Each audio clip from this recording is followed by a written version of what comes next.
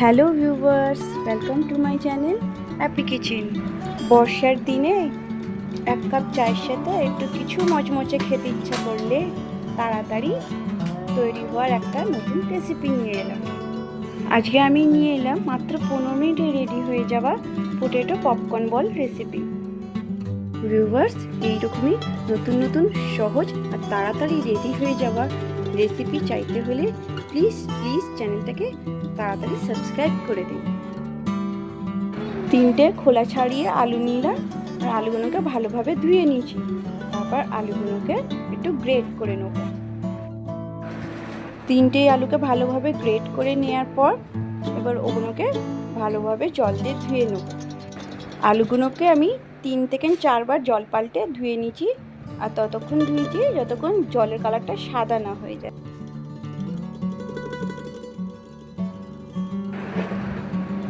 ভালোভাবে জল দিয়ে ধুয়ে নিলে আলু থেকে আলুর স্টার্চগুলো বেরিয়ে যাবে। আলুগুলোকে ভালোভাবে ধুয়ার পর হাতে করে চেপে চেপে সব জলগুলো বার করে নিয়ে আলুগুলোকে শুকনো করে নেব। আলুগুলোকে ভালোভাবে শুকনো করে নিয়ে এবার ওর মধ্যে 1 চামচ বিনুন দিয়ে মাখিয়ে নেব। মাখিয়ে নিয়ে এটাকে 2-3 মিনিটের জন্য এমনি রেখে দেবো। তারপর 8টা-10টা গোলমরিচ নিয়ে ওটা হামল দিস্তাতে একটু পিষে নেব। আলুতে কিছুক্ষণ নুন মাখিয়ে রাখার পর দেখা যাচ্ছে কি ওইটা আবার একটু জল বেরিয়েছে। ওই জলটাকে আর একটু ভালো চেপে চেপে বার করে নেব। নিয়ে এবার আলুটাকে পুরোপুরি শুকনো করে নেব। এবার এর মধ্যে একটু গ্রেট করা আদা, আপনারা চাইলে একটু রসুনও দিতে পারেন। আমি এখানে শুধু আদা ব্যবহার করেছি। একটু ধনে পাতা কুচি দিয়েছি। ধনে পাতাটাও পারলে পুরো শুকনো করেই কুচিয়ে দেবেন। আর একটু কাঁচা লঙ্কা আর পিষে রাখা গোলমরিচ ওইটা দিয়ে দিলাম। আর এখানে আমি ইউজ করবো 4 চামচ কর্নফ্লাওয়ার। তারপর এতে একটু স্বাদ অনুযায়ী জিরে গুঁড়ো দেবো, একটু ধনে গুঁড়ো দেবো আর একটু স্বাদ অনুযায়ী 1 চিমটে নুন। কেন আমাদের নুন আগের থেকে মাখানো ছিল বলে এখানে খুব বেশি নুনের প্রয়োজন পড়বে না। এবার এইগুলো সব নিয়ে একটু ভালোভাবে মিক্স করে নেবো। কর্নফ্লাওয়ারটা এই জন্য দেওয়া হয়েছে যাতে আলুতে বাইন্ডিংটা ভালো হয়। এবার আলুতে আমাদের বাইন্ডিং এসে গেছে। এবার এটা ছোট ছোট পপকর্নের মতন বল করে নেব। এইভাবে আমি পুরো আলুটাকে এবার ছোট ছোট করে সব বল করে নেব। আর এগুলো খুব হালকা হাতে করতে হবে, বেশি চেপে চেপে করলে এগুলো ফেটে যেতে পারে। দেখতেই পাচ্ছেন আমার সব পোটেটো পপকর্ন বলগুলো রেডি হয়ে গেছে।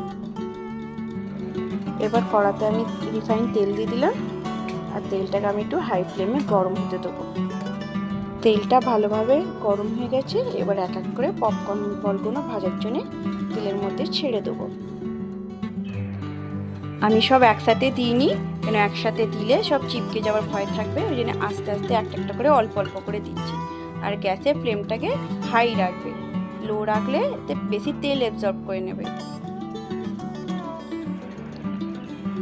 দেখতেই পাচ্ছেন আমার এই পপকর্ন বলগুলো কি সুন্দর গোল্ডেন কালার হয়ে এসেছে। এইগুলো ভাজতে বেশিক্ষণ সময় লাগে না, 3 থেকে 4 মিনিট সময়ের মধ্যেই আপনার এই পপকর্ন বলগুলো একবার ভাজা হয়ে যাবে।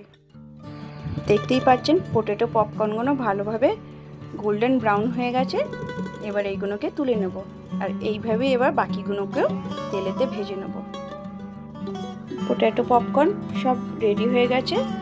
দেখতেই পাচ্ছেন পোটেটো পপকর্ন বলগুলো দেখেই মনে হচ্ছে কত ক্রিস্পি হয়েছে। এবার আমি আপনাদের একটা ভেঙে দেখাচ্ছি। দেখতেই পাচ্ছেন আর কি সুন্দর হয়েছে। ভিউয়ার্স, আমার এই স্ন্যাক রেসিপি পোটেটো পপকর্ন বল আপনাদের কেমন লাগলো প্লিজ কমেন্ট করে জানাবেন। ভালো লাগলে একটা লাইক দেবেন। Thank you for watching my video.